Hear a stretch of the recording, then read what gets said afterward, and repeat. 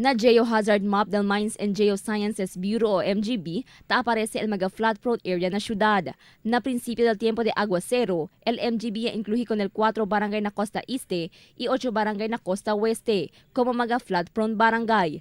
Na Costa Este ta incluye el barangay de Bualan, Town Proper, Tetuan y Tugbungan. Este el mga barangay na subi el nivel del agua ulan por causa na Avenida Tasarin-Rio de Tumaga.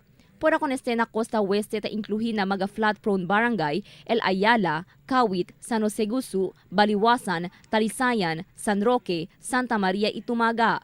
Por na flash floods ta afekta también el mga mencionado barangay na se llama coastal flooding.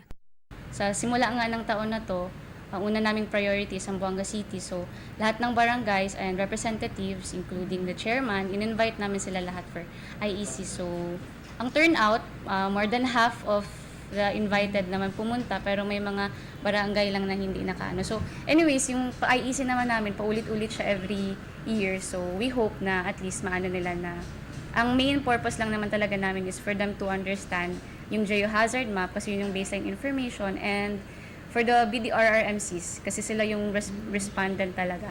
Según con el geologist Daryl May Herodias, el mga datos que resulta del DILA estudio ya somete también a mga barangay y gobierno lokal. Por medio del geohazard map, el dale este información a cada barangay acerca na preparasyon debe hacer, siendo incluido di la barangay na mga flood-prone area na syudad. El Barangay Disaster Risk Reduction Management Council debe usar con este para hacer disaster plan. Activo también según el cuantos ahensya como el Office of Civil Defense para hacer acorda con cada barangay el necesidad para preparar na kalamidad. Especially ang OCD. So, very active din naman ng OCD na reminding barangay officials, hindi lang sa Zamboanga City, but to the whole Zamboanga Peninsula.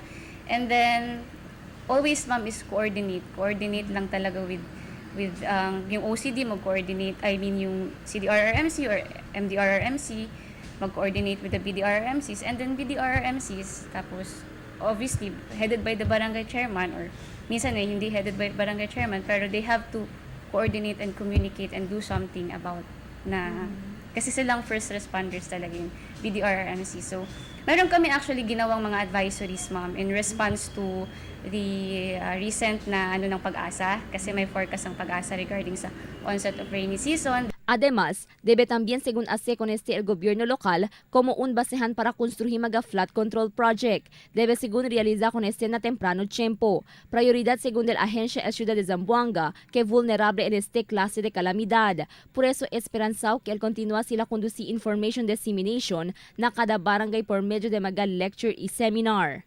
Cristel Almonía, Dateline Zamboanga.